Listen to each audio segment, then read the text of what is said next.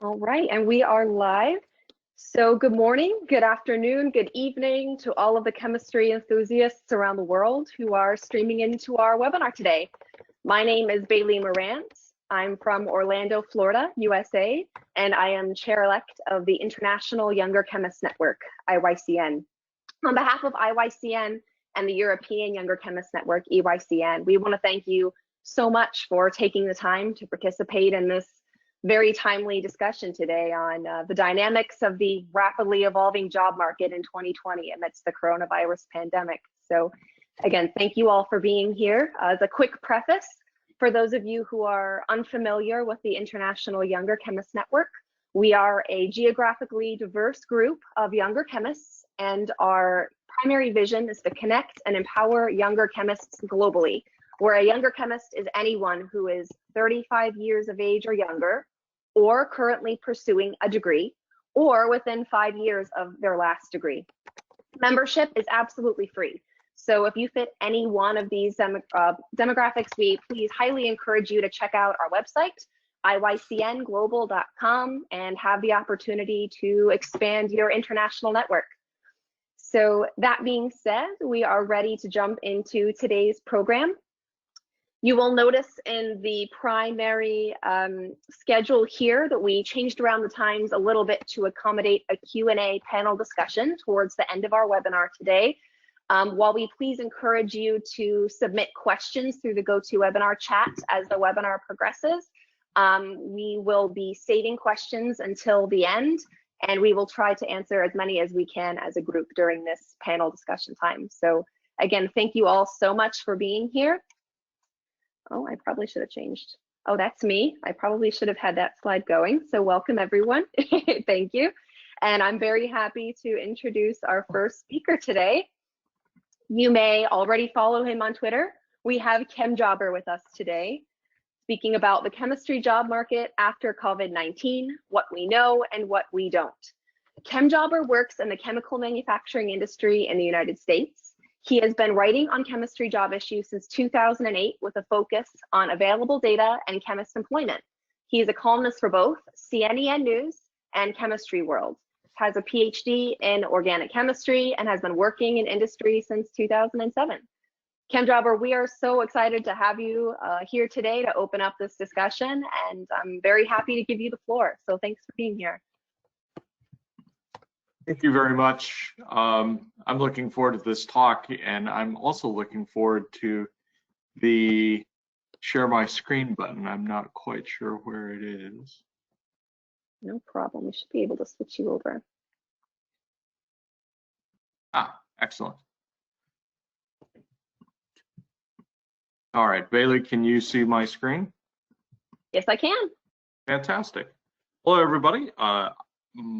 My pseudonym is ChemJobber, and I'm happy to talk about the chemistry job market and what we know and what we don't. So I'm going to start first with a little bit of a speaker faux pas, which is an apology, which is that this talk is a little bit US-centric in terms of the data, and that's because for the most part, my understanding of the culture is best centered in the United States, in the sense that this is the data that I understand the best, and also it is the job market that I understand the best. I personally believe that that it is difficult to speculate about other countries' economies, and so this is why this data is a little bit US-centric, but during the Q&A, I'd be happy to answer any questions and speculate even more blindly about the economies of the UK and Europe post COVID-19. So I first want to say that I believe in you. You audience member, you young chemist, you can complete your studies. I did it, many other the panelists on this call completed their studies, whether it be a bachelor's, master's, or a PhD. The other thing I want to say is that I believe that you can find a job and a career in chemistry. These times are difficult and unusual, but all of the resources that you have for job hunting are still exist, and you, perseverant and innovative chemist, are still perseverant and innovative. So what are things that are still true? Things that I personally think are really important to know about the chemistry job market. So over here on the, this is one of my favorite charts in the world. And over here on the right, on the left, excuse me, is a graph of all the college majors in the United States. So you can see here there's computers and mathematics, and then engineering and physical sciences. And here's the thing that I want you to notice is that, for example, for the computer people who get a degree in computers and statistics, over here are all the occupation groups. So these are where they end up working. And what you see is that over 50% of the people who work in computers and mathematics end up working, unsurprisingly, for computers. Engineering, it's the same thing. A plurality of those who study engineering work as engineers. Over here are physical scientists. And what I want you to really notice is that the number of physical science majors who end up actually working in the physical sciences is not a particularly high percentage. So my conclusion is that most of the people, in fact, the majority of the people who get a degree in chemistry don't actually work in what would be called a traditional chemist type job. In fact, if you look at, for the US, for the top 10 jobs for physical science degree holders, it's things like healthcare, managers, unsurprisingly, education is one of the higher ones. And then of course, physical sciences, they're on there, but it's just not the #1 position. So if you don't, so the thing that I think is most important for you to recognize is that this is not what should be, this is not what could be, it is what is. And what is true is that physical scientists is not the primary destination of people who have a physical science degree. Therefore, most chemistry degree holders do not end up working as chemists. The second thing that I want you to know is many people in chemistry have an advanced degree of some sort. Every year, the US National Science Foundation publishes the Survey of Earned Doctorates, where they do a very good job of tracking down every research doctorate recipient in the United States. And the median time to getting a doctorate is 5.8 years. This number primarily hasn't changed over the last 20 years, that most people who are thinking about getting a doctorate will spend somewhere between 5 and 6 years earning that degree. The next thing that is very interesting and important for you to recognize is that the most common outcome of a US PhD in chemistry is a postdoctoral fellowship. So you can see here, this is a graph from Jordan Weissman and Slate from 2012, but the numbers are still the same. And you can see from 1992 to 2012, that postdoc is the highest outcome for those who fill out the Survey of Earned Doctorates. And in 2018, it's the same thing, that of the people who have a destination, who say that they have a place to go, now that they have their PhD in chemistry, 36% of them are going into a postdoc. 30% of them have a definite employment. So this is either working as a chemist in industry or in government, or perhaps working as a professor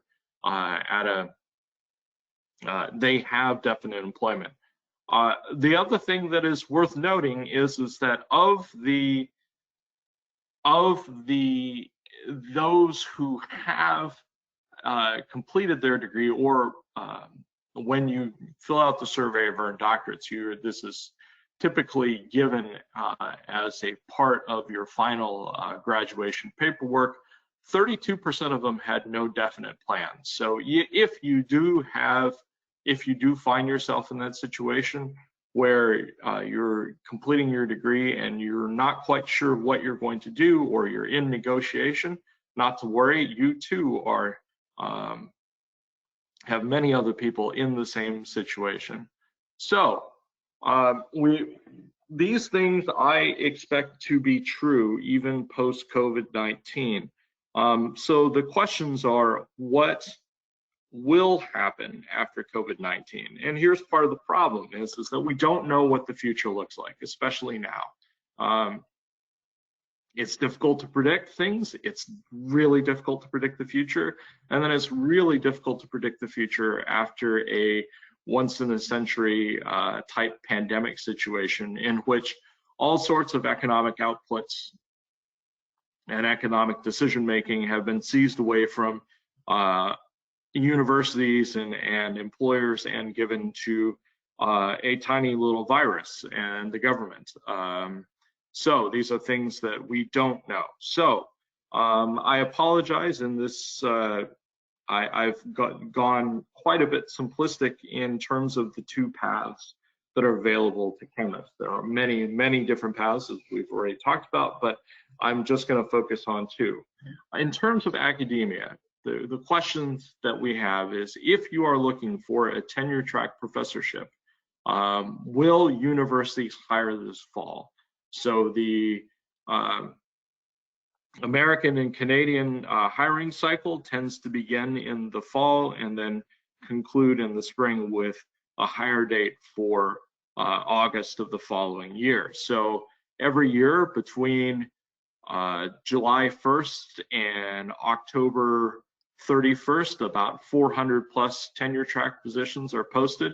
This is something that I track with my colleague Andrew Spaeth on the chemistry faculty jobs list. And every year, so 2017, 18, 19, and now 20, we have tracked university hiring of professors of chemistry. And in the US and Canada, about 500 plus positions are hired. It's usually about 550 positions. We don't know what that's going to look like for fall 2020. Harvard, Yale, and MIT have posted hiring freezes through the end of next year. So that means that very large universities are beginning to post notices that they will not be hiring any tenure track faculty for this next cycle. We don't know what will happen this fall. Very few people that I've talked to expect this to be a normal hiring season. So that's something that you are probably already keenly aware of if you're a faculty job candidate, but I'm here to regrettably confirm that. The second thing we don't know is we don't know about industry. Will chemical and pharmaceutical companies hire in 2020? So this is a really broad stroke number for me. There's a fellow who runs a website called Common Organic Chemistry, and he tracks the number of chemistry jobs in industry for organic chemists. And there are about 20 to 30 positions posted each week in the US. We don't know what the economy will look like for the rest of 2020. The trajectory in terms of chemistry jobs won't be known until about late June because of quarterly results. So the US tends to run on quarters, so first quarter, second quarter, third quarter, etc. And we are just at the end of April getting all the financial results for companies and their quarterly results. And what we're seeing here is that we don't really know what those numbers will look like. We're getting our first set of numbers from large companies. So Dow and BASF, for example, just posted their quarterly results. And because of COVID-19, things are down a little bit. Therefore, for example, Dow will be canceling some large projects, and BASF's leadership is going to be taking a pay cut, 10% or 20% pay cut, I believe. Because of that, it's difficult to imagine, if leadership is taking a pay cut, that there will be hiring, but we just don't know. So another example is, yesterday I saw in Chemical and Engineering News that Waters is furloughing workers and cutting salaries. So for the next 90 days, some executives are taking a 20 to 40% pay cut, and then other staff face 10% pay cuts or furloughs. That's an indication that there may be hiring concerns to come. So what does this mean? It means that we know that we may have some difficulties ahead of us, but still, you should get out there and apply for work. So I tend to think about deadlines. If you are aspiring to be an academic, the bulk of the work will be done before you apply. You're going to have to put together a cover letter, a CV, a job talk, various documents. You'll have to consult with your advisors about letters of recommendation. A good deadline, I believe, is July 1st, is to be ready at the beginning. A second deadline for industrialists, again, cover letter, resume, research summary. These are all things I want to point out. A LinkedIn page is important. These are all things that traditionally you're going to want. I would have normally have said that a good deadline is somewhere around September 1st. I'm going to revise that to basically right now. If you're looking for work, if you're thinking about looking for a position in the chemical industry globally, start working on these documents now. It's going to take some time, and it's not, I don't see any value in delaying that process. So what are your resources? I'm primarily, when I give this talk, I talk about students, and so I'm going to say your professors and your mentors, whoever they might be, and their contacts are extremely important. Get to know, talk to your professors, get them to advocate for you in terms of looking for work. LinkedIn, online searching for jobs is extraordinarily difficult. It is a soul-sucking a mess where you're basically sending your resume into the void. You will find it painful. When you do, don't think that it's just you.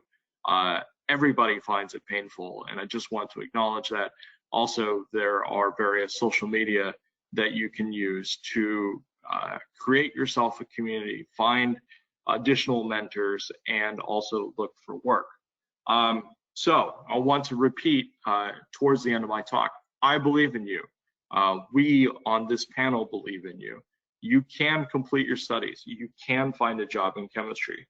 I want you to remember that, number one, not everybody who gets a job in chemistry stays, or gets a degree in chemistry stays a chemist. Number two, we don't especially have a lot of data to help you predict the future. That's true in general. We don't fully understand the job market, but especially now. This is the last time there was a pandemic, which was, or the last time there was a large pandemic like this, 1918, industrial or academic chemistry didn't really exist like it does now. So that's something to be aware of. And then finally, finding a job in chemistry is really hard, but it can be done. It requires help at all stages. If you're trying to do this alone, you will find it extremely difficult. Reach out to others for help, including myself. I have my contact information below, and it requires help and advising, especially now. And with that, I look forward to the rest of the talks, and I thank you for your attention.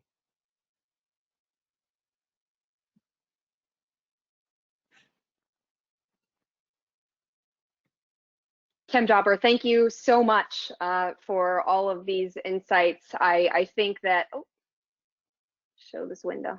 Hopefully we can see me now. Yes. There we go. Perfect. ChemJobber, thank you so much. I think that providing tangible type of deadlines and materials for people will hopefully resonate in a way that, you know, makes us feel more empowered to actually take advantage of jobs during this really crazy times. It seems a bit impossible at the moment. So I will also add, for the benefit of the audience, that ChemJobber's recent article and CNN on tackling the job market during a potential job crisis in 2020 is a big reason that we got this webinar together today and inspired a lot of these talks. So we just want to thank you again so much for being here and for getting this conversation started. It's really fantastic. So at this point, I'm going to hand the virtual microphone over to our next speaker, Paulette Vincent-Ruz. Paulette, we're so happy to have you here. She will be speaking about distinguishing yourself in a saturated job market. Oh, no. Oh, no. Oh, no. No, what? Can we see my slides? Distinguishing yourself in a saturated job market and how higher education will change after COVID-19. Sorry about that, Paulette. It's okay. Paulette is she's a postdoc fellow in chemistry education at the University of Michigan. She graduated with a Bachelor of Science in Chemical Engineering from the National Autonomous University of Mexico and obtained her PhD in Learning Sciences and Policy from the University of Pittsburgh. Paulette's research seeks to build an understanding of the systemic disadvantages that hinder the success of marginalized students and their effects on STEM attitudes, opportunities, and learning by using cutting-edge quantitative methods. Paulette's been recognized as the first chemistry education researcher to be a future leader in chemistry from the American Chemical Society. So Paulette, thank you again so much, and we really look forward to hearing your talk. Thank you. Can you see my slides? I cannot yet. Yes. Yes, you can see my slides. Okay, cool. Okay, thank you for inviting me. I'm really excited to be here. I'm gonna start with another panelist faux pas, like CJ said, which is apologizing. I was sick last week, so my slides are not the best, but I'm here anyways to share what I've learned on the job market for the last 2 years. I've been on the, even though I graduated last year, I started my first job market applications in 2018 just to get a sense of how it looked like.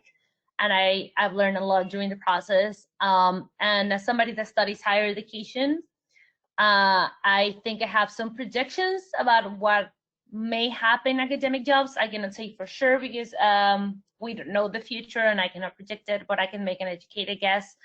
So I'm just gonna start. But again, thank you so much for having me here, representing those of us who are scared and trying to find a job under these crazy times. So currently the role feels Paulette, like it. Yes? Paulette, Yes? I'm so sorry. Would you be able to just try and like come out of presenter mode and go back in? We're actually missing the right-hand side of your slide for some reason. Okay, stop showing screen. Okay. Yeah, and then if you just reshare it again, I'm hoping that will just fix it. Is it fixed? Perfect. Yeah, you're good. Okay. Thank you so much. It's all good? Cool. Okay. Yeah. So right now we're all really confused and we don't know what's happening. If you're somebody like me that is in a postdoc or somebody that's finishing their PhD and suddenly you're on Twitter and you're starting to see all those universities showing their doing hires freezes, you're probably panicking a little bit right now, right? I've had conversations with people that are friends that are postdocs and we were all like, this was supposed to be my year. I was ready, my CV was ready, my documents were ready, right? I was ready to like go into a job market, get an academic job, especially if you're academic intending. And right now you're like, and now what? So the reality is that the market is frozen, right? Like 2019 or what people will call the 2020. As I said, no coffee. It's really early here on the East Coast. Okay, 2020 is frozen, so what now, right? So I'm gonna use my experience as an example, because I think it can give you some more like easy examples that way. So I graduated May 7th, so I'm about to turn a year from being a doctor, and I'm really excited for that. And my plan was to use the whole 2019 as a transition period. So I was doing a short postdoc on my in the same place I got my PhD. Because I'm an immigrant, it was easier for me just to stay there for the first 6 months or the first year while I got a more permanent visa, and then found either a postdoc or an academic job market, right? And then I used that period to do some job applications. I even got a campus visit on the fall, even though I didn't get the job. I learned a bunch, right? So during that process, I actually got a postdoc here, University of Michigan, right? So I started in January, even though I don't know who else thinks it's a good idea to move in January to Michigan, right? And my idea was to use the fall to do job market applications. And as I said, to me, this was my year. My CV was ready. I had enough publications. I had really good documents. I learned a bunch from the process when I did a campus visit last year. So I thought really after that, I thought, okay, this I think will be a really good year for me to get a job, right? And now it turns out that that is not the reality anymore, right? Like there's not gonna be job offers. So I'm sorry. So what's gonna happen now? Well, the reality is that I needed to adjust my plans. And the first thing you need to do if you're in a situation like mine, if you're a PhD student that it's finishing or a postdoc, is to get a really clear picture of your funding situation. So the first thing I did was I sat down with my PI and said, okay, so I need you to be honest with me. Until when do I have secure funding, right? Like, what is the, tell me like a date. And he said, okay, I have secure funding for you until before the fall of 2021, right? Which makes sense. I was supposed to be in this job for about a year and a half. I was supposed to start in January, look for jobs in the fall, and probably transition off, right, for the fall of 2021. And he said, I may be able to cobble some money together, right, for you to stay another year. So we might be able to extend your postdoc to 2.5 years. Right, but like he's like, but for sure you have a year and a half of funding. What happens then is, sorry, my cat is screaming and that distracted me for a second. Sorry. Okay, so this is why this is really important. Some of us, when we get a job, a postdoc especially, we get this sort of like nebulous idea that we may, like you usually say, oh, it's a 1 to 2 year postdoc or a 1 to 3 year postdoc, right? And we're pretty sure we can stay for a year, but we're really afraid sometimes to have this really conversations about like, no, for sure, I need to know how much money do we have, right? And I think the first step you need to do is figure that out. If you're a PhD student, maybe the best thing for you is to stay another year if the funding allows. If you're negotiating for a postdoc position, then ask really clearly for how long do you have funding. And if you're currently a postdoc, start having these conversations. So as soon as I knew this was happening to me, right, I realized I needed to get some grants. If I wanted to stay here in Michigan, right, and not have to move in a year and a half because there's not gonna be jobs, I need to get some grants to secure my funding. So I had a discussion with my advisor. Grants was always something that was on the table, but was not something that was mandatory or was like one of the things that I had to do, right? Because a year and a half sometimes is not enough to get money. But for me right now, this became my #1 priority. I don't want to have to move again. I really like where I am right now. He's open for me to stay longer.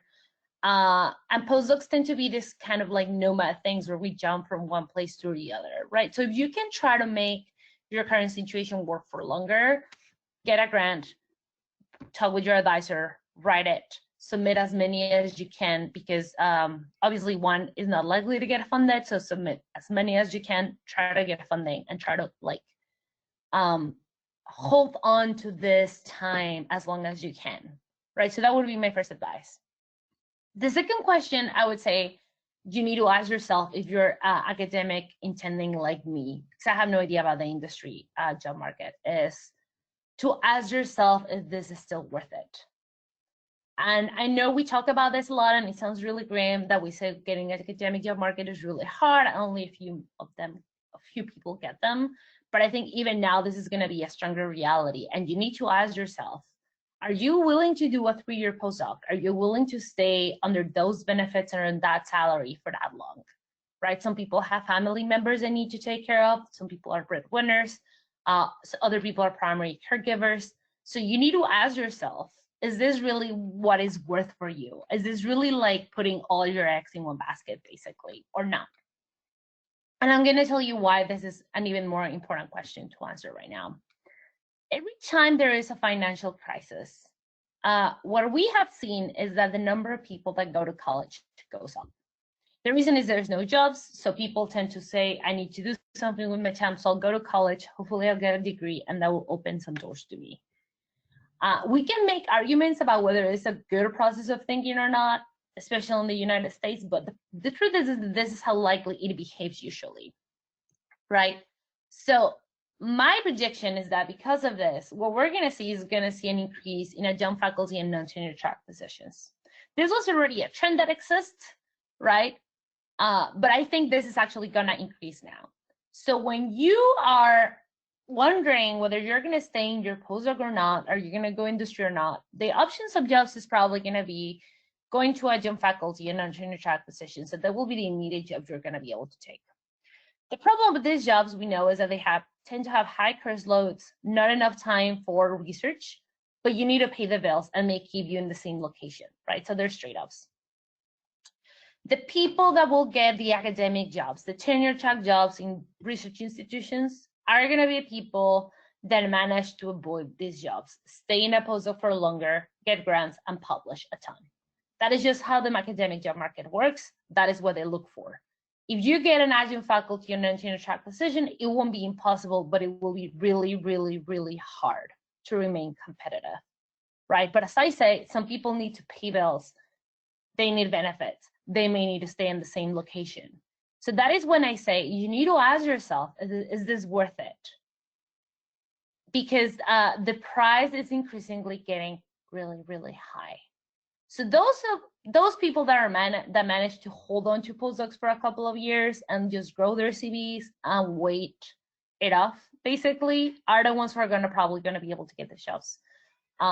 And I don't want to be grim. I just want to be realistic, because I see a lot of people like me that have a lot of goals and dreams, but that end up getting really, really bad jobs because they waited out too long, right? And I think we need to start having increasing discussions about how academia is no longer the #1 path we need to tell people when they start a PhD. The reality is that it's probably the line of work with the littlest number of jobs, the hardest to get, and actually a lot of people don't like it. Some people like it, some people don't. But we need to start having serious discussions about like how we should stop advertising it as the #1 path for somebody getting a PhD. So that is my prediction, my educated prediction as a higher education scholar. If after this you're still saying, I want to go into academia, this is my ride or die, I can get a postdoc, I can get funding, I'm just gonna wait it out, right? Okay, so here's my advice. I am somebody that I think is pretty well known on Twitter. I'm pretty well known in my field. I worked a lot to be the kind of person that when my job application gets into a panel, they know who I am right at the start. At least one person there should know who I am. And for example, when I applied for jobs last fall and I went into my campus visit, one of the people in the committee said, I've been following you on Twitter for years. Right, so right off the bat, somebody there already knew who I was. And when they saw my name, they said like, oh, I heard his name before. And the way to do this, right, is to actually use your network to your advantage. So if you know people at CNN or any important place that publishes blogs that are actually well read, any type of chemistry magazine, and you have an idea about something to write, reach out to them and say, I would like to write about X. And this is like a small sample of what I want to write about. If you know people that are organizing webinars like this one, reach out to them and say, you know what, I have this to say. right? This is what I'm an expert on. I can do this. Or organize a webinar with postdocs that you know. The good thing about technology is that it's easier to promote and organize at this stage. So organize a webinar with people that are postdocs on similar stage in your field, and promote it a bunch, right? So people can listen to your talks. Make it really flashy. Make sure people know about it and start to get your name out there. If you're really knowledgeable about a specific technique or methodology, organize a workshop for it, and also organize it, promote it. Get somebody like CNN, like your university, your department, to support in terms of promotion. The point is to get your name out there. This is not the thing that will get you a job. The thing that will get you a job will still be grants and publications, but this will be the thing that will help you get out of the 100 to 100 people block of applications into the long short list, right? So like, I think more important than ever is to become somebody already sort of known for your expertise even before you arrive into the committees as a set of papers. And the other reason I say this is because when you, for those who have experienced it, you may know this, but for those who don't, like usually before you get a campus visit invitation, you go through a Skype interview session. And that is, I think, where a lot of people lose the chance for a job. They're not good at talking about who they are in a really concise manner, in an exciting manner. They're not really good at talking in the camera and looking exciting. And I think that is when this sort of like networking opportunities will give you the practice to look good on camera, to talk about your research, to have a really good pitch, and to get your name out there, right? Because your grants and the papers is what's gonna get you to the short list or the long short list. But this experience presenting and practicing your research and becoming somebody known is what's gonna get you the job at the end of the day. And I know people will have 1,000 questions about this, and I think it will be easier for me to answer them when we get to the Q&A, right? But I think this part of like learning how to talk on camera, how to present, it's something that people are not told when we're like being trained. And as CJ said, you need a big support system to get your papers out there.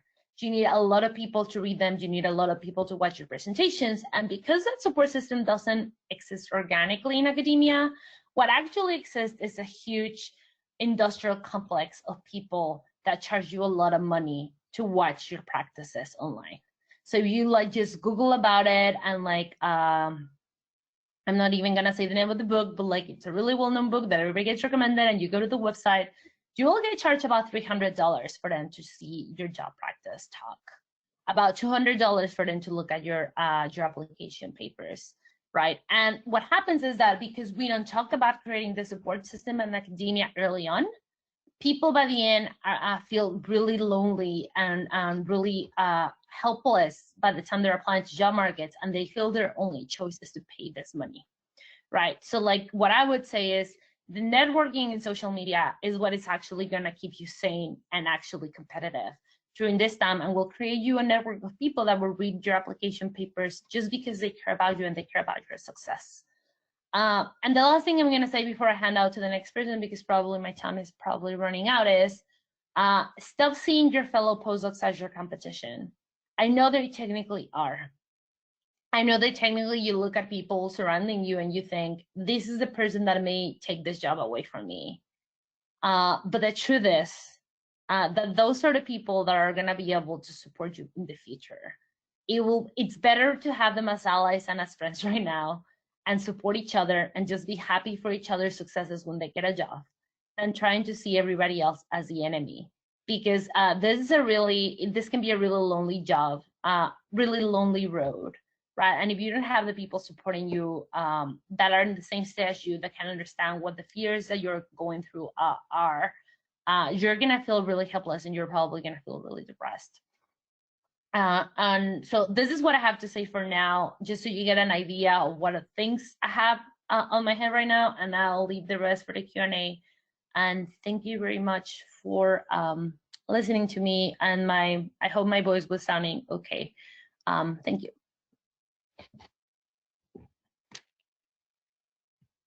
Paulette, thank you so much for all of these ideas. I think that, you know, it's invaluable advice to remind people that even though academia really feels like the one-shot track in chemistry, there are so many more opportunities available to us. And not only that, but it's so important to develop your personal network, not only just have a support system in finding new jobs, but also to groom your soft skills so that you can open more doors in the future. So these are all really, really great points that I know we'll have some questions for towards the end of this discussion if you're still online for the panel. Yep. And again, if you are watching and you're on Twitter, it's very likely that you already follow Paulette on Twitter. And if you don't, you should absolutely get on it. She has a lot of great content, so make sure to check her out. All right. Thank you. So next up, we have Michelle Lucas. Hi, Michelle. Michelle will be speaking about job hunting seen from the other side, a recruiter's insights. Michelle was raised in France in an English-speaking household and is bilingual in English and French. She has a master's degree in business management and has lived and worked in 5 different countries and visited many more. So she has a very global perspective on today's job market and the job market in general. When she's not juggling the demands of being a wife, mom, and scout leader, she is a full-time human resources and recruitment professional. She's currently working as the EMEA talent acquisition business partner for Sibelco, which is a global material solutions company present in 30 countries with around 8,000 employees worldwide. Michelle, needless to say, you have very robust recruitment experience, and we're really excited to hear about your perspective on this topic. So thanks for being here. It's my pleasure, and hopefully you can now see my screen. Yes, we can. Excellent, that's what we like to hear. Well, listen, thanks very much for having me. It's been very interesting actually listening to CJ and Paulette. Everybody is approaching the current circumstance and the theme of this webinar from very different perspectives, which is quite enriching, I must say. I guess the angle that I'm going to come from is going to complement the discussion that has been had so far. As you've mentioned, I've had over my years of experience quite a global view. At the moment, my current position means that my focus has been a little bit more European, EMEA obviously, rather than global, but I do partner with fellow people in the US and in the APAC region as well. So hopefully I can give a little bit of insight there as well. Contrary to Paulette, I'm not going to focus on academia. I'm going to be talking from the industry perspective because that's the angle that I come from. And hopefully what I can tell you will be of some use to you. The idea here is to tell you how it happens behind the scenes. So you send an application into the void, but how did the position come about? What is the recruiter looking for? What is the hiring manager looking for? I will try and answer those questions. So obviously job hunting is tough. It's always something that takes a lot of time, a lot of effort. During COVID-19, it's actually tougher. As ChemJobber mentioned, and Paulette also, the uncertainty means that businesses are holding back on opening up new positions. Some businesses are even making redundancies. So the job market is very competitive at the moment. So let's take a little look at what it looks like from the other side.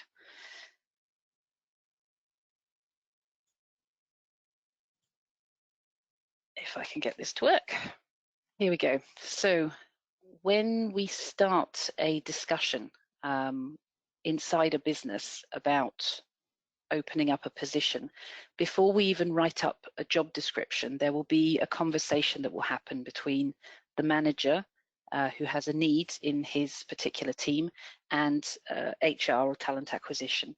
And that conversation is going to be about who the current team, who is already in the current team, what is the direction that the team is going to take, and therefore what is going to complement that best in terms of, okay, we've got people who've got experience in these particular domains of science. in order to achieve the business outcomes that we want from this particular research and development team, for example, if we can bring somebody in who has this knowledge that's lacking in that team, then that's probably going to create the end effect that we're looking for. So all these conversations are happening before we have the full job description, the full advertisement laid out. And obviously, while this conversation is happening, what are people doing? They are thinking about, who do I know who fits this job description? So once all of that has happened, we then advertise, we then wait for the applications to come in, we shortlist the CVs, we will then have interviews, and eventually we will reach the offer stage.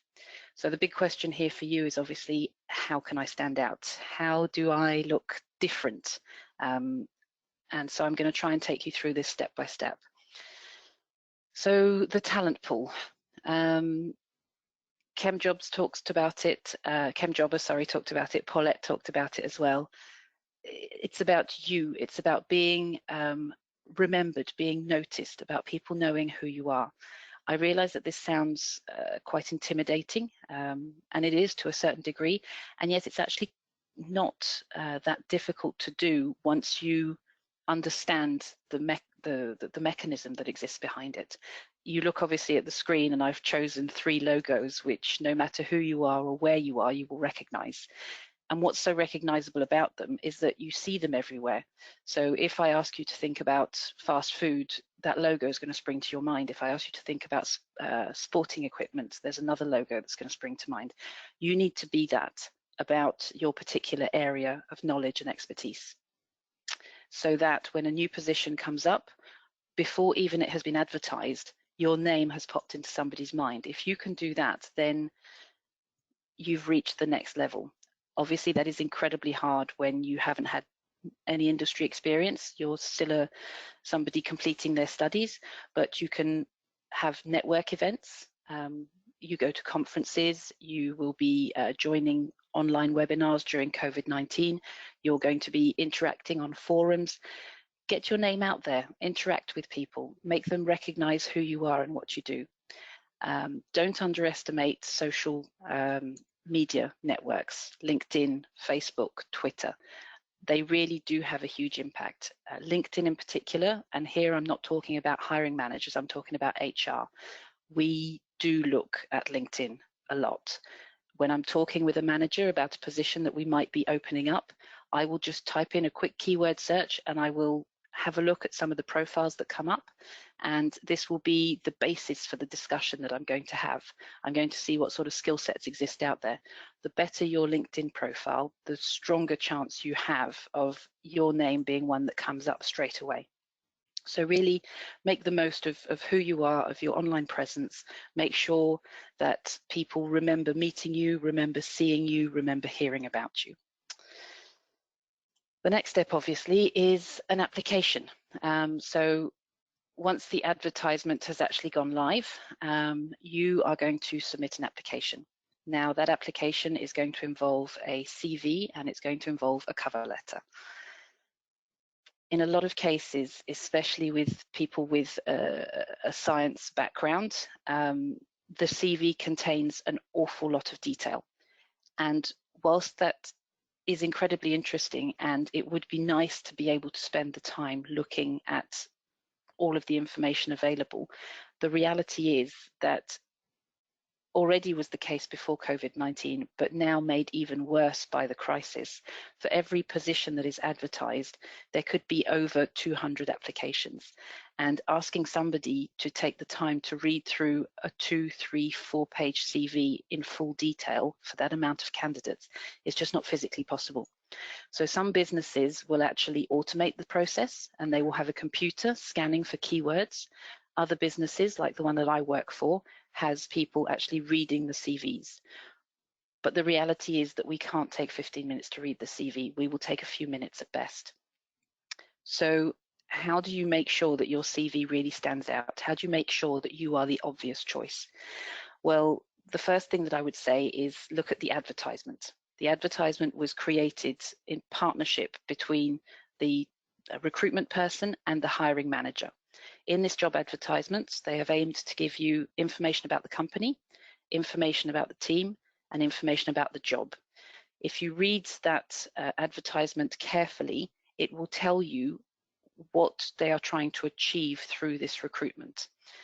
So use this advertisement as a map and translate the information that's in it onto your CV.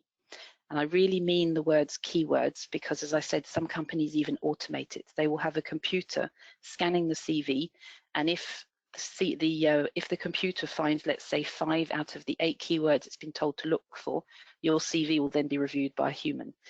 If at least 5 of the 8 keywords has not come up, then that CV will never actually be seen by a human.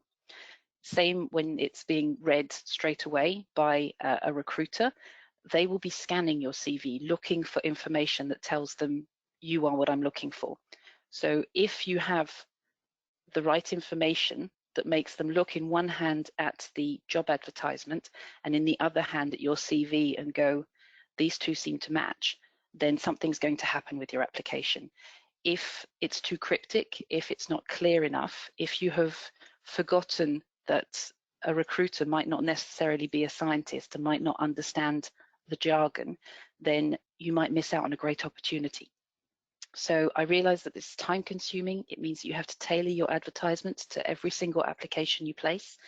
But when it's not for academia, when it's for industry, it really is worth spending that time.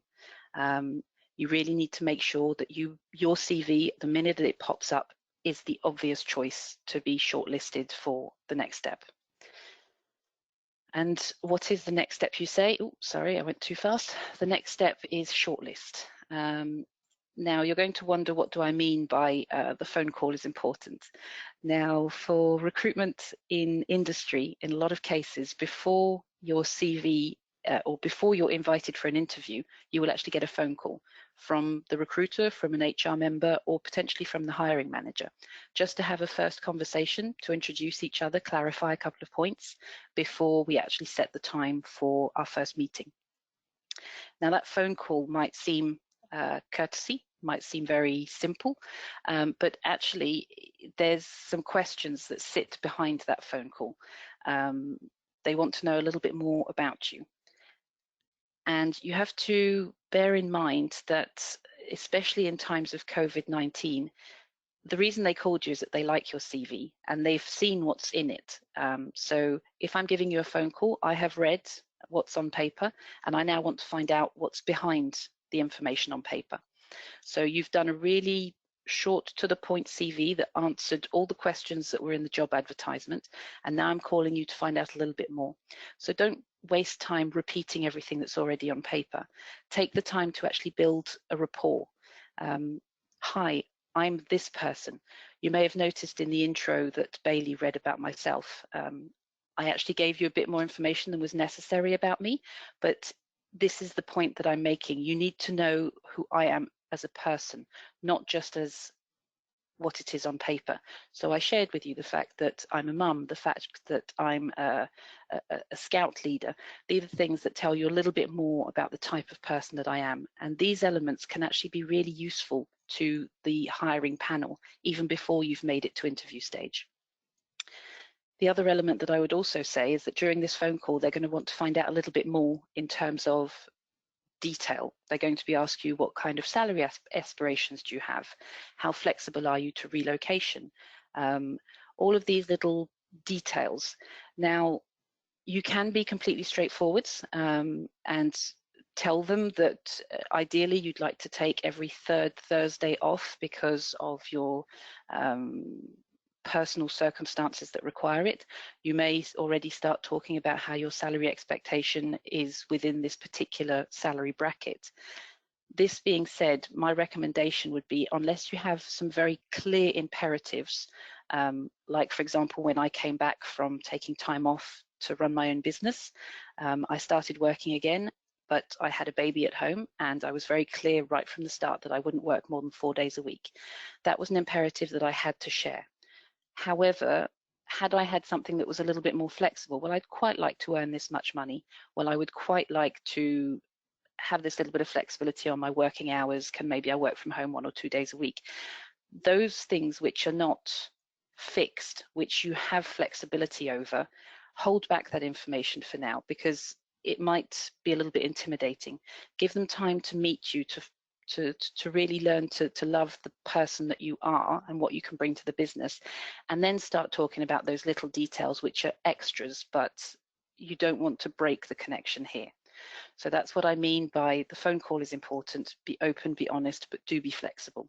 You don't want to miss out on an opportunity. Next, the interview. Now, this is a really tricky one. Everybody gets very nervous during interviews. Of course we do. It's completely normal. We're coming up facing somebody that we've never met before, and we're trying to convince them that this is me and I'm the best person for the job. Remember, COVID-19 has changed a lot of things. At the moment, we are all, in a lot of cases, stuck at home. In fact, if ever you hear noise in the background, there are 4 little people running around my house and I'm trying to get my job done. It's not easy. And hiring managers, HR people, everybody is in exactly the same boat. We're all trying to reconcile the new today. So when we're having a Skype interview instead of a face-to-face, we're not getting a chance to meet you in person. So suddenly small talk becomes even more important than it ever was. When you come into the room, don't go straight to business. I know that the temptation is really high, but take the time, introduce yourself, who you are, all of you, not just what makes you the perfect candidate for the job. Ask a couple of questions of the interviewers, get to find out a little bit more about who they are. Make a couple of jokes, make yourself noticeable, memorable. And all through the interview, remember that this is a two-way conversation. Once you start diving into the technical matters, it'll be very interesting for you and for them, but keep asking them questions, keep finding out more about the details of the role, about the type of company it is, because they are not just interviewing you, you are also interviewing them. And the more you can show your interest and the fact that you really want to understand the role, not just be hired because it's a job, the more interested people will become. And last but not least, we finally reach the offer stage. So you've done fantastically well at the interview and the business wants to make you an offer. Now's the time that you get down into detail. And I'm just going to give you one example. We had an interview that happened only a couple of months ago, and everybody thought that this candidate was the absolute perfect person for the job. Now, the manager was adamant that we had to have people working in the office 5 days a week. And when we finally got to the offer stage, she said that she had a little person at home and that it was really important for her that she have the flexibility to work from home at least 1 day a week. Well, because we had all fallen in love with her, because we knew that she was going to be the best candidate for the job, it was an easy discussion and the offer moved forwards. So this is where you take advantage, you negotiate, you get the best offer you can. And hopefully from then on, enjoy the new position that you have earned yourselves. And sorry if I went a little bit too long. Bailey, back to you. Not at all. Thank you very much, Michelle. I know I speak for probably everyone in our virtual audience that it is a really stressful process applying for jobs, especially online, knowing that your resume is only going to be read in a matter of minutes, if it's even read by a human at all. So I think we can take a lot of comfort in hearing from the perspective of someone on the other side of this process who has our best interest in mind. So thank you so much for these ideas. And I know I personally find it extremely engaging. So we really appreciate your time. And last but definitely not least, I am excited to introduce Robert Bowles. Robert, after pursuing an early career in marine biotechnology, moved out of his lab, gained 5 years of experience in sales and marketing and education software to schools. He joined the Royal Society of Chemistry 12 years ago as a qualified careers advisor and currently works in the Royal Society of Chemistry's career management team, offering careers advice to our membership and the wider chemistry community. Robert, with your over a decade of professional experience in careers consulting, we're so excited to have you talk about your expertise in this arena. So thank you so much. You're very welcome, Bailey, and thanks very much for introducing me, and thanks for inviting me to take part today. So I'm just going to go through a quick bit about really the kind of, I guess, the nuts and bolts of actually how to find a job. As Bailey said, I work a lot with our membership. We spend a lot of time seeing a lot of CVs, helping a lot of people make career decisions about what they want to do, where they want to go next, and how to get there as well. So, excuse me, I'm going to try and distill some of that down for you just in short time today. So I put where, what, and how. This is really kind of what we get asked a lot. You know, I want a job. Where do I look? What sort of job is out there for me? And then finally, how I can get it. Hopefully, you've heard quite a lot there from Michelle about the how and what they're looking for. I'm going to add a bit more from that from the candidate's point of view as well, and we'll see where we go. So, yeah, where to search, what to search for, and how to search it. And I'm going to finish up with a little bit about the support that's available from the RSC and also from others as well. So, what to search? This is really the crucial bit. We see a lot of people that, particularly if they've done a PhD, particularly if they've done a postdoc, quite often they're coming from that university academic bubble. Quite often they may be looking for an academic position. Quite often they may say, well, actually, I want to leave academia, but they have actually very little experience or very little awareness of what else is out there. It tends to get drilled down into or industry or academia, and that's tends to be their starting point. So I'd say as a chemist, you're all good at researching, so you need to start doing some research really into what's out there, into the job market. That can be tricky though, if you don't know what you're looking for. You know you want a job, you know but you don't know what it is, so how can you actually start looking for it? Well, there is help out there. This is a job site here in the UK. It's called Indeed. I think it operates quite the way around the world as well. I'm going to make a similar apology that CJ did earlier on. I'm going to be mostly UK focused because that's where I live, that's where I work.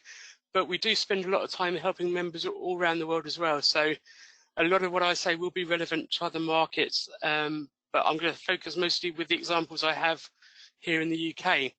So a year ago, I did a similar presentation to this. I put chemistry PhD into Indeed in April 2019. In the UK, it found 479 jobs. I did that last week as well. Chemistry PhD, the number was down a little bit, not significantly, it was down a little bit. I suspect if I do it in a few more months' time, that number may be a little bit less. But this is a really, jobs websites, they can be a bit intimidating if you want to use them to apply for jobs. You quite often get the same job advertised in multiple places. You quite often find that they're all using different language for the same roles. But if you're looking for ideas and inspiration of what sort of job you want to do, then job websites can be a really good starting point. I did something similar with the academic sector. Physical environmental science jobs on jobs.ac.uk, which is probably one of the main academic job websites in the UK. How many did we find? We've got sort of, again, around about 500 jobs. Look at the bit that's circled. Permanent, only 100. Fixed term contract, 540. And that's going to be throughout all of the physical environmental sciences as well. So not just chemistry in this particular instance. You've also got things like the reports that I've got there from Chemistry World last week, university job market, particularly for research fellowships and those sort of positions. They could be impacted going forward, in the future as well. So from that, you can see there are jobs being currently advertised. Some of them are for PhDs, some of them aren't going to be for chemistry-specific jobs. So I would say, get out there, see what sort of job is currently being advertised if you're in the market right now, this minute. Like CJ, I don't have my crystal ball working today, so I'm not going to be able to go too much further into the future about that, about what that might change, how it might look in the future. But there will definitely be changes coming. And so this is really for you to start thinking about the factors that are going to affect your job search. So what sort of job you want to do. Now, these can be different for different people. Some people may want a particular job role and they're prepared to move anywhere to get it. Other people might be tied to a particular location. You might have sort of personal responsibilities. You might have other reasons to want to stay in a particular location. Other people might be looking for jobs where there's the skills and the knowledge that you have, particularly if you've done a PhD or a postdoc. If sometimes it can feel like a waste if you don't go on and use those. It's not, but sometimes it can feel like that. And for other people, the bottom line is the bit that's important. So this is really going to govern your job search. You know, which of those different parameters is most important for you? Which of them is a red line? What can you compromise on? And so you need to start setting some sort of limits to a certain degree on what sort of job you're going to be looking for. It can be really intimidating when you start job searching. It's like, oh, I know I want a job. You know, what sort of job do I want? I've got no idea. We get people coming to us all the time. What job can I do with my PhD in chemistry? They want a list. They want an easy option. And actually, the onus is very much on you as the professional to actually work that out for yourself. We can help you do that. But you really need to kind of take ownership of that and actually start spending time thinking about it. That can be really hard, particularly if you're in an academic setting. You know, you've got your research to do, your papers to write up. You're probably thinking about what comes next. But actually spending time really thinking about where you want to go is really time well spent. So what to search?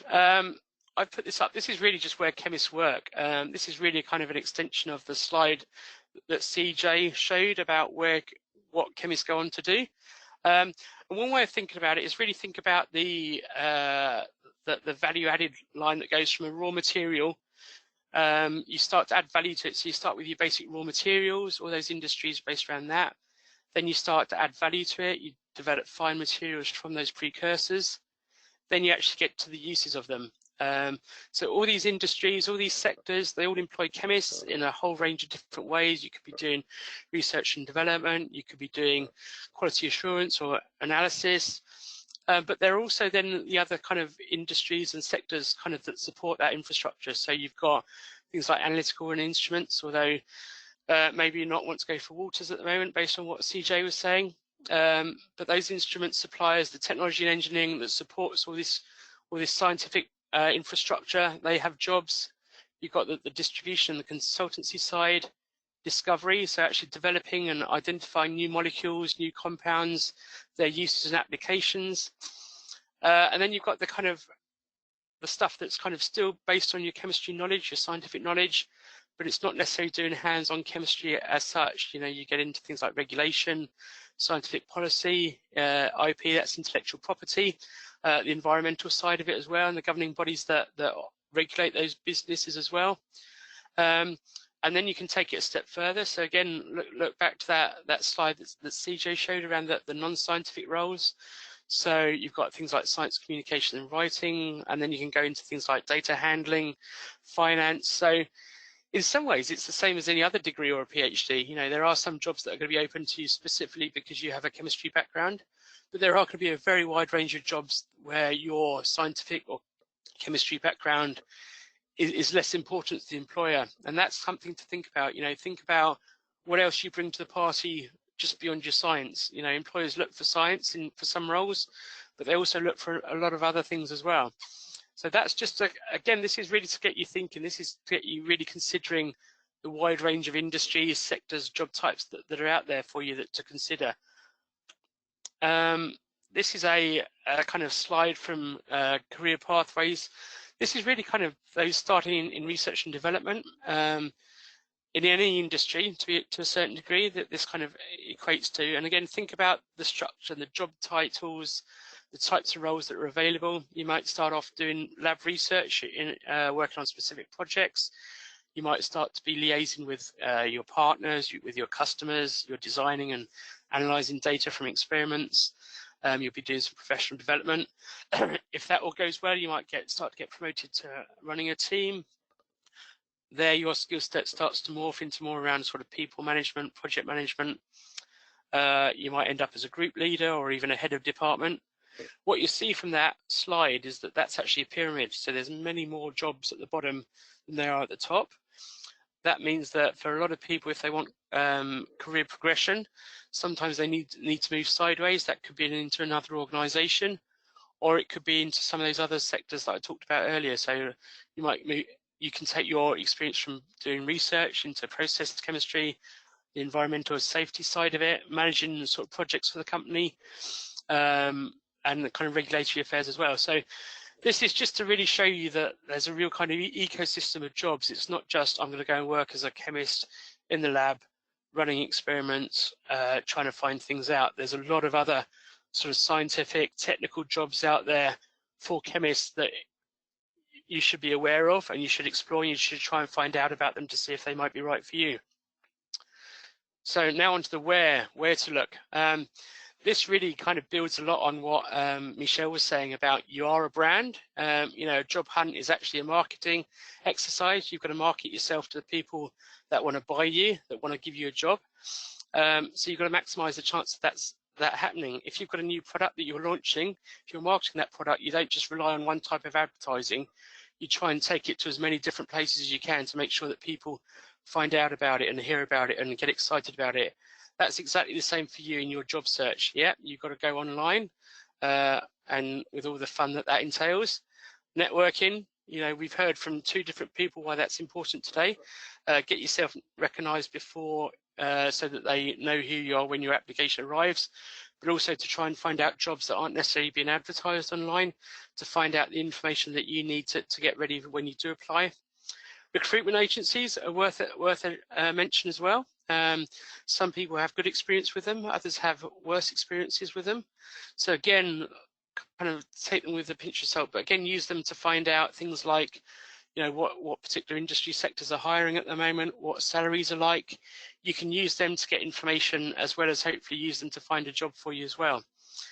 And those that are most effective, you know, don't just rely on one of those. I see a lot of people that say, oh, I can't find a job. And when you dig a bit deeper, they're just signing up for e-alerts via online websites.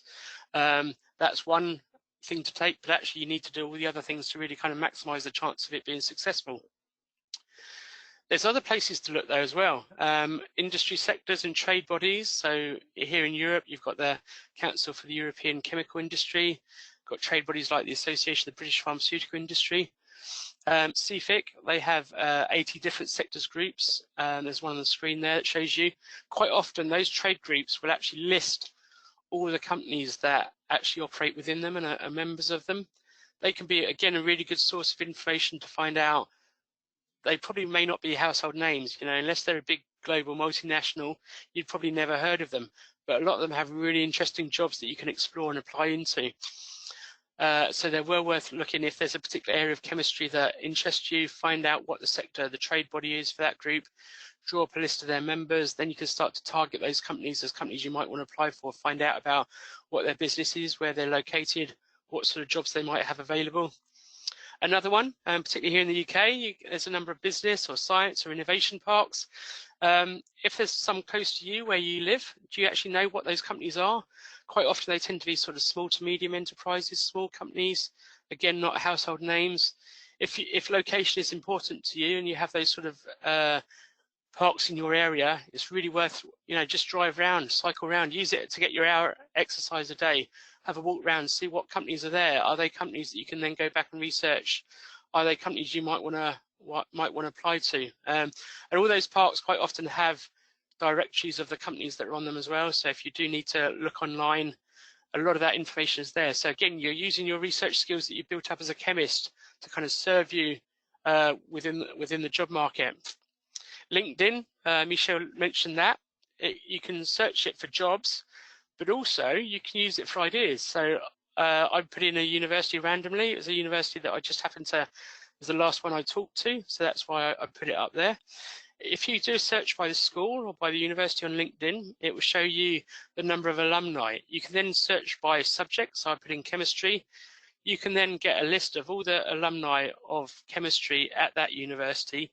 You can then see what job title they currently have. You can see what industry they are in. You can see what companies they're currently working for. Again, it can be a really useful tool for generating ideas. And then if you do something, find something that you like the look of, you can take it a step forward and find maybe people that you've either kind of contacted with second or third hand through LinkedIn and get an introduction, or you can actually reach out to them and say, look, I'm an alumni of the same university. I'd really like to know more about your industry or your sector. Can we have a quick chat? to find out more about that particular sector. So don't just use LinkedIn for searching for jobs, but also use it for search for ideas and inspiration as well. Michelle told you a little bit about what employers are looking for, a little bit about how to stand out in that crowded job market. She said the job advert's a great source of information. That's absolutely true. Yeah, they tell you everything you need to know to make a good application. Those that get listed for an interview are the ones that have actually paid attention to those job adverts, that actually quote that information back to them. Here's some that are mostly, with no apologies, mostly UK centric. But again, if you're looking for ideas, if you're wanting to know what employers are looking for, how you make that transition from an academic background into a non-academic background, look at what the employers are asking for and make sure that you can actually demonstrate that on the CV. So I guess my key takeaway at the moment is actually, you've got to be ready. Use the lockdown now at the moment to get prepared, get kind of job ready. We saw some ideas about what that might look like earlier on. I think all that, again, my crystal ball's not working, but I think if you do wait for any upturn, you're going to be behind the curve. I think those that are kind of starting to get ready now, starting to look now, I think they're the ones that are going to be best placed to kind of take advantage of any upturn as and when it comes. Michelle will say that the recruitment time scale is quite often sort of 2, 3, 4 months. That may be even more so at the moment as people aren't in offices. So if you wait that long before you start looking, you could well be behind the curve. So be thinking about, now is actually a great time for that self-reflection, what sort of job you do want. So going back to, do you want to stay in academia? Do you want to do something else? You've got to be realistic though about what is available.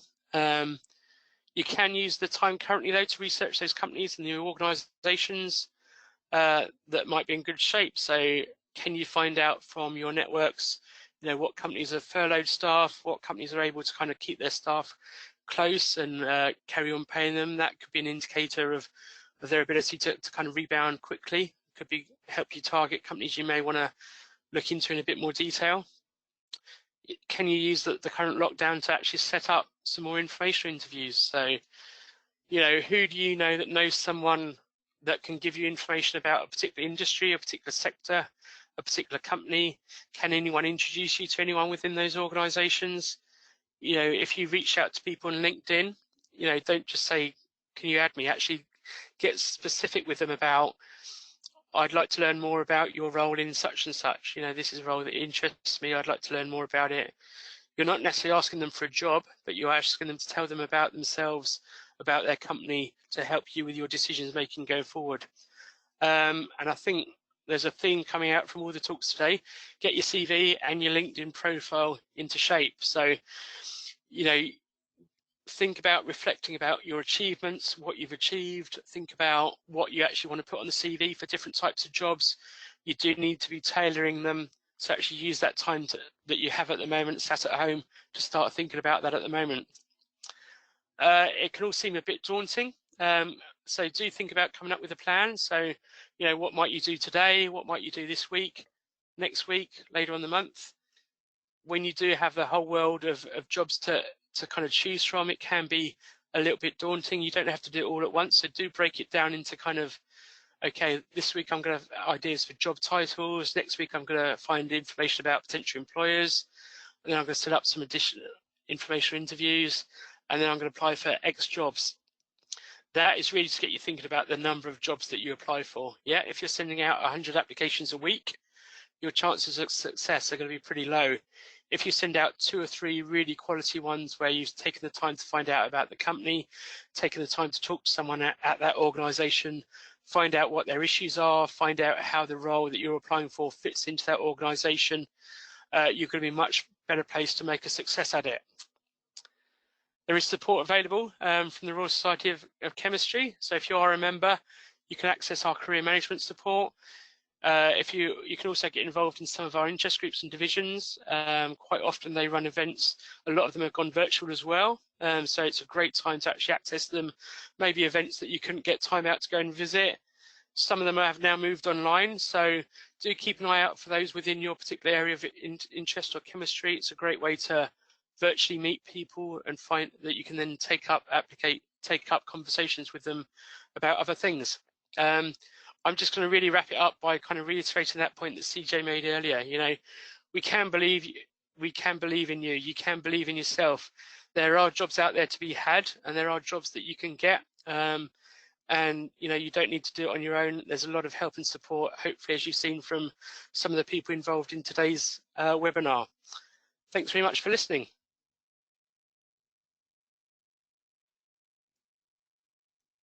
And thank you again, Robert. I don't think we could have picked a better person to close this conversation and really tie all of these loose ends together. So we really appreciate you.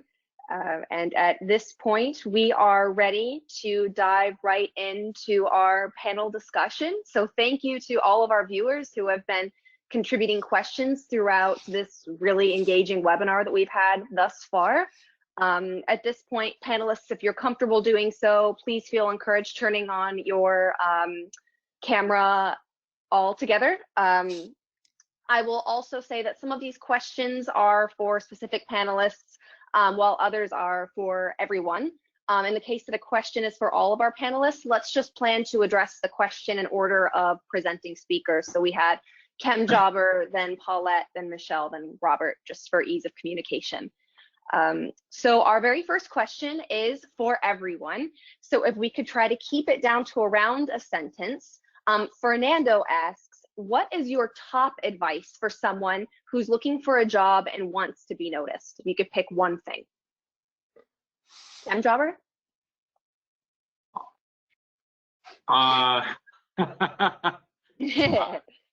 No easy answer to that. Yeah, no easy answer to that. I think in one sentence, it would be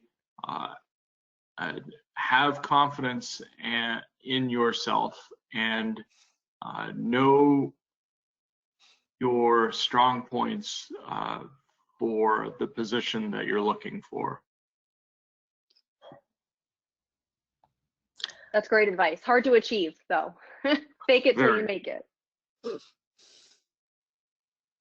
I would say people want to be able to put you in a box because it's easier to classify you and understand you that way. Make sure you create your own box, not let others create the box for you. So you create your definition and who you are, and don't leave everything open-ended so people decide who you are instead of you deciding who you are to them.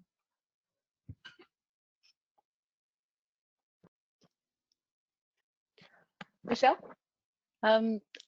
It's an interesting question, and I guess there's a number of different ways that you could answer it. But what I will probably say is Paulette is right. Don't let people put you in a box. And also try and answer a question with a question. Most interviewers strongly dislike it, but it actually helps you to better understand what it is they want to know about you. So I'm going to go back to the application for the standout. I'd say look at the job advert. Quite often job adverts include contact information. So actually call the person that's doing the hiring. If they provided that information, it's because they're willing and able to talk to you.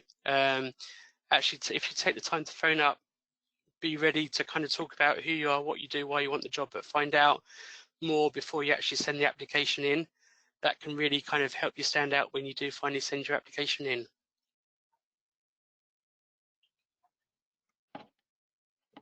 Thank you all so much. I think those are really great pieces of advice that lead well into our first direct question to Paulette. Yelinu Poya asks, hi Yelinu, I do not have many publications, but tons of public engagement activity, and have put myself out there and doing many activities. Do publications determine employment? If you're going to an academic job market, yes. What they want to see is how much you have produced over your PhD, and that the number sort of stays the same when you're like in your postdoc. Writing is really, really hard. I think we all struggle with it. So what I do at the beginning of each term, right? So I divide the year in 3 terms. I have the spring, the summer, and the winter term, or the fall winter term. So at the beginning of each term, I make a list of revises and resubmits. things that could be written right now that I have enough information to write, and studies that I have like an inkling that could be interesting and could be written, right? And that is the priority in which I will work on them on the term, and I will make a goal. And usually my goal is to at least submit an R&R, resubmit and revise and resubmit, and start writing a new publication, even though if it's not finished by the end of the term. And that is usually how I do it. And I block on my calendar the time to write. I do every day. Not everybody does every day. Some people prefer to do 3 days a week, but I block it like if it's a meeting, like if it were like a meeting, it's protected time that I don't allow anybody else to take, and I just use it to write. So if you're academic intending, I think it's important to start having conversations. If you're not having a lot of publications, it may be subfield dependent, so I don't want to make like a judgment on that. Some fields take longer to publish, and that is just the reality of them. So I think an awareness of how much is a good publishing rate in your field is important. But if you feel you're under that, I think it's important to have conversations with your advisor about how to increase that number up and what do you need to do to increase that number up. That is if you're academic intending.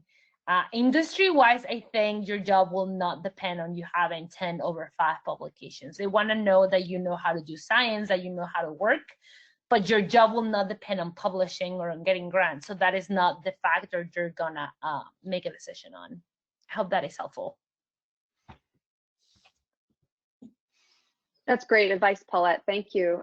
Michelle, with your background in industry, do you agree with Paulette's commentary on the industry perspective of that question? Can you ask the question again? Sorry. Sure. So Yelinu asks that she has doesn't have very many publications, but she has tons of public engagement activity, and she's put herself out there and doing lots of activities and wants to know if publications determine employment. From an industry perspective, my answer would probably be no. Yes, whilst it is going to be impressive to see publications, all the more if it's going to be in very specific, recognized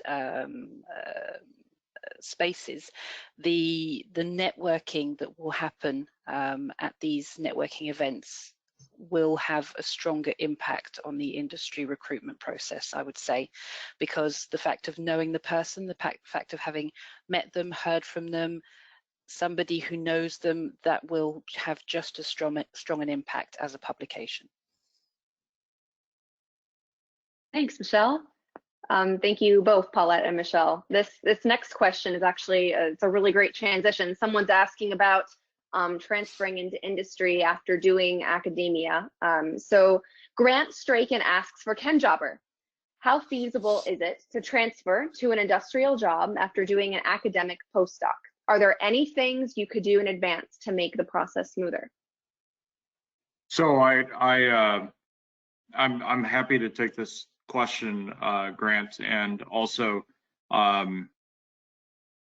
so my perspective is that from somebody who works in the U.S. industry and also interacts a little bit with people from industry in the U.K., my understanding is that it is very typical for chemists, especially those with an academic postdoc, to look to go into industry. It's not uncommon at all. Can't quite put a number on it, but I would say it's I suspect it's in the 40 to 50% range. So the reason to do an academic postdoc, in my opinion, is twofold. Number one, you are gaining new skills, and then number two, you're gaining a new network, a new group of people who know what you are capable of. And both of those things are valuable in terms of looking for work in industry. I do think that if you are looking for a research type position, which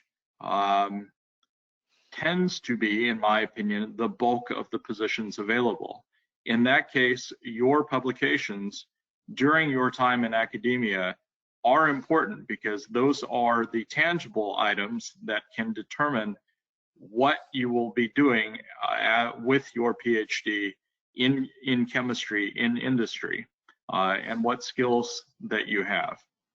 I also want to emphasize something that Paulette said, which is applicable not only to writing, but also applicable to applying, which is whatever productivity looks like for you, whether it is a special 1 hour a day or 3 hours a day or 1 day a week, or a protected, you know, if you are somebody who's extremely self-disciplined and can move that time around, find time for putting together applications and pressing send. It is a painful process, the sorting of the documents and then putting them together into the website, and then waiting for an answer can be tough, but it is the doing that is important, and the creating before the actual pressing of send that is valuable. Can I just add something to what CJ was saying? Please, absolutely. So I think something that like it's I'm just gonna put it together based on everybody's presentation, and Michelle showed this. Was it Michelle or Robert? Like the progress that somebody goes in industry. You started like as research scientist and you grow as a trainee. If you look at that, that is still in your industry. You're starting like they know you're not gonna be a super expert in what you start. They're looking you for have certain skills to fill a job, and then they're gonna help you and train you and groom you to go up, right? In academia, they want an expert. When they hire a tenure track position, they want an expert that is gonna start a lab and is gonna start training people right away and is gonna start writing grants, right? And if you think about things in those terms, even the role that publications are doing in your CV is pretty different, right? When you're going into industry, as CJ says, your publications are the concrete example of the things you can do, right? And that's what you want to use them for when you're marketing yourself. And that is why maybe you cannot put a number, but you should have enough to show I can do X, Y, and Z methods, or like use X equipment or whatever. Right, but when you're applying to academia, the reason that publications are really, really important and the number is really important is because they want to know you're already an expert and you're ready to go and train other people. So the role your publications serve when you're going into academia is to show, I know this stuff better than anybody. I created this really small niche thing and I'm gonna build it over years, right? So when you think about it, what they're looking for is slightly different, right? Like when you're looking for a tenure track position, even though you feel you're not ready for it, they're seeing to you as the person that is ready to go the expert. In 5 years, you need to get tenure, right? And in industry, you're looking for a longer term process where they're gonna help you develop certain skills. And you're not gonna start in a leadership position right off the bat. We can argue whether this is sensible or not in academia, but it is the reality. Yeah. Right. I'm going to add to that as well. I think unless you happen to get very lucky in your particular industry or your particular company that you're applying for happens to be an exact match to your particular area of chemistry expertise, the chance of you want to be able to demonstrate that you've got a broad range of expertise, you can pick up new things quickly, you can start to contribute to their business. They will teach you the stuff that's specific to their business, their industry. Yeah, they want to know you've got a good base to start from. They want to know you've got the skills beyond your technical knowledge as well. But unless your particular niche area of chemistry is a direct match for the industry or the sector of that particular organization, then your research publication is going to be less valuable to them for that exact same reason. Thank you, Paulette and Robert, for those very complimentary additions. I would like to quickly address for our viewers who are still online. I know we're beginning to go over our scheduled time for this webinar. We do have 2 questions left, which have been asked by more than one of our participants. So if our panelists are okay to hang on for just another 5 minutes or so, I'd like to address these 2 questions. So hopefully, we can get back to the majority of the audience. For those of you who are signing off, we really appreciate you joining today, and thank you so much for participating in the discussion. So this one is primarily for Michelle, but again, if anyone else would like to pitch in, please, by all means. It's essentially a 2-part question.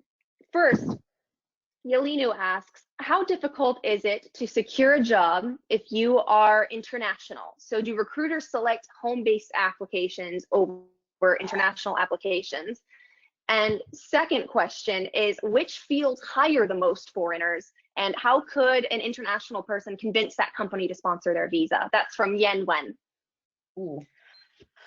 Okay, so that's really a tricky question, which has no exact quantifiable answer. The main point is that businesses will hire for talent. They're going to be looking for the right person for the job.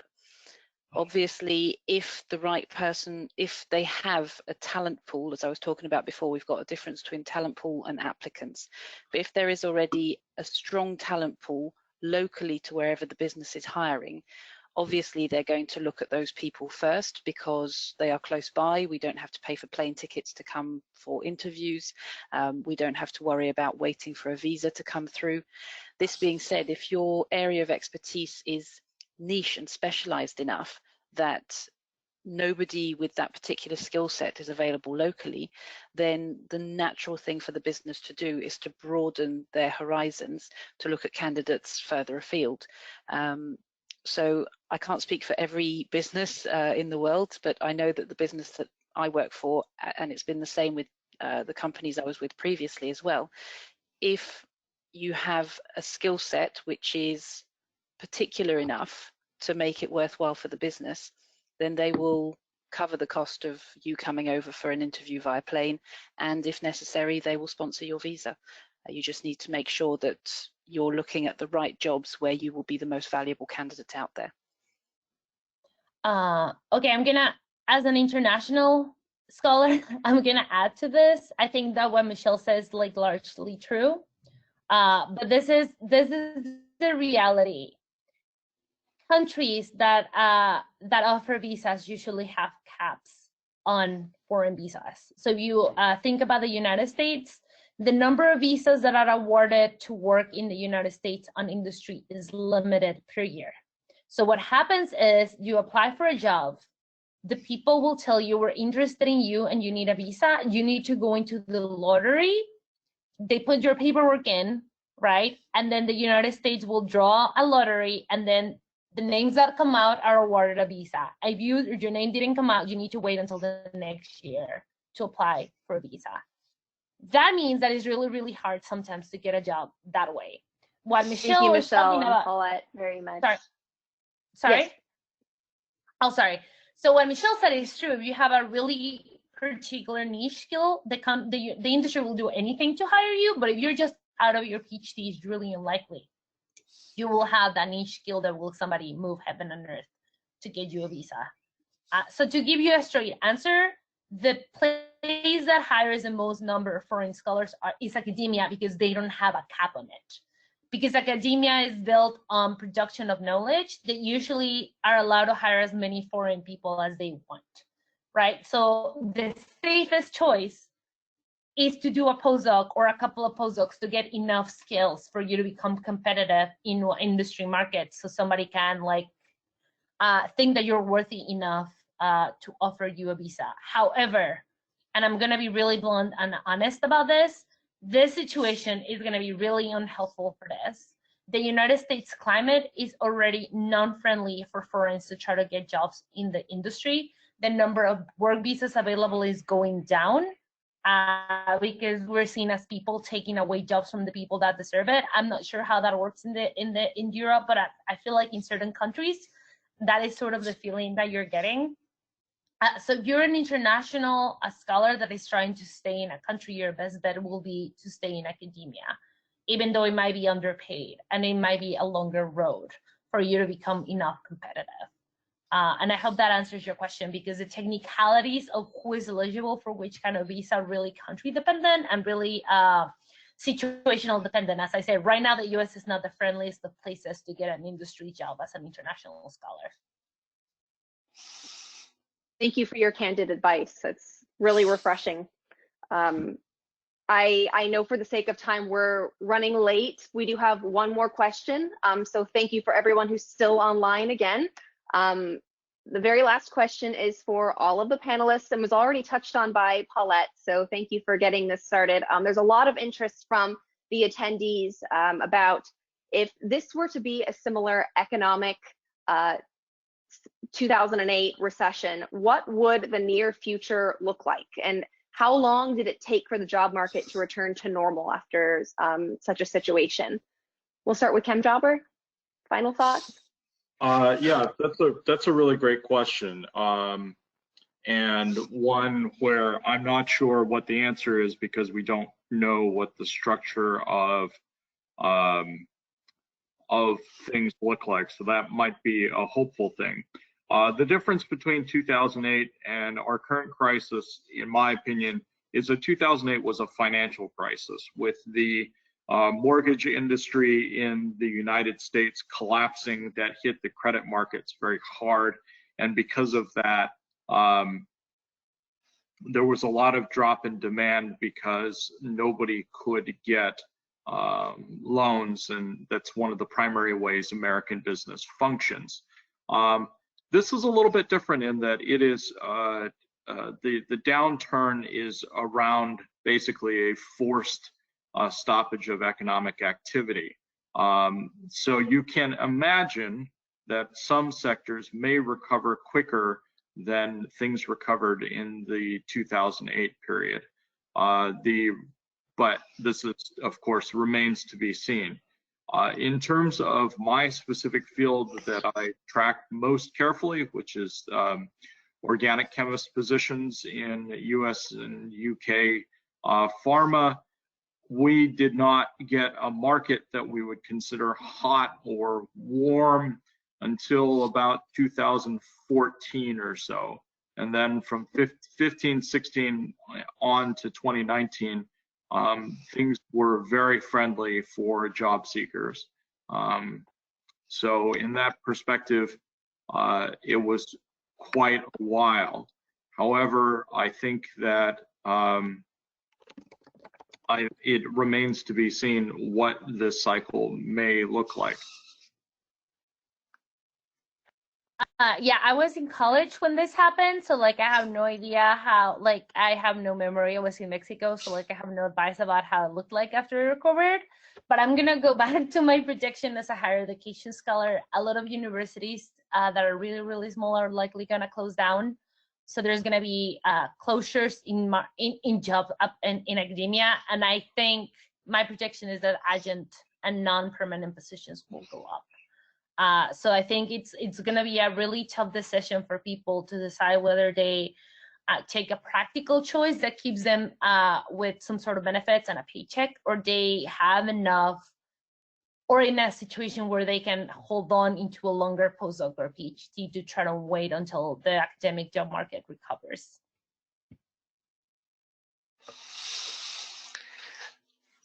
I'll have a go. I think it's the point that ChemJobber make is it is very different. I don't think you can make a direct comparison between the two. The other things that you might be thinking about is, I think the impact, this is going to have an impact on global supply chains and how companies actually do business and how they structure their businesses. So that may well have an impact in terms of how things are being manufactured. It may have an impact in terms of companies might try and bring stuff back home to make it easier to cut those supply chains down. But frankly, it's anyone's guess at the moment. You know, you stick your finger up in the air and see. I don't think they are directly comparable for exactly the same reason that ChemJobber said. And I think you've just got to kind of, you know, I think if you sit around waiting to see how things develop, you're going to find yourself at a disadvantage. We had it a bit with Brexit. Everyone was waiting, what's Brexit going to mean? Nobody knows. And if you actually sit around waiting to find out what happens, the world is going to pass you by. And I think my advice is just go for it and see what success you get. And I realise that's probably not the easy answer, but I think that would probably be my advice at the moment, to be honest. Yes, I'm definitely with Robert on the piece about it's not the same, and certain things are going to change significantly over the coming months and years. 2008, when the crash happened, I was recruiting for the defence industry in the UK, and the recruitment work actually went up because that particular industry started hiring more heavily. So again, it's going to be very interesting to see what is going to happen post-COVID, once we start leaving our homes and once business starts going back to whatever the new normal is going to look like, because let's be honest, it's not going to be like it was before. And the more things evolve, the slightly better visibility we will get. But Robert's right, don't wait, just have a look at everything that's out there, see how it might fit you, and just give it a chance. Thank you all very much for your answers to this final question as we try to use the past to remedy and explore what's going to happen in the future during this uncertain time. I want to thank our panelists so much again for your participation in today's webinar. It's been a great pleasure listening to all of these different perspectives on this topic. Thank you to the majority of our audience who decided to hang with our webinar, even though it's running over time till the very end. We appreciate all of you and your questions and engagement today. And last but not least, thank you very much to the members of the International Younger Chemists Network and the European Younger Chemists Network for organizing this webinar today with support from the International Union of Pure and Applied Chemistry, or IUPAC. Please be on the lookout for future webinars. We're having a lot of fun putting these together and getting great engagement from you all. So we really appreciate your participation today and hope that we can provide more of these for you moving into the future. Thank you again so much all for your time. Thank you. Bye. Bye. Bye. Thank you.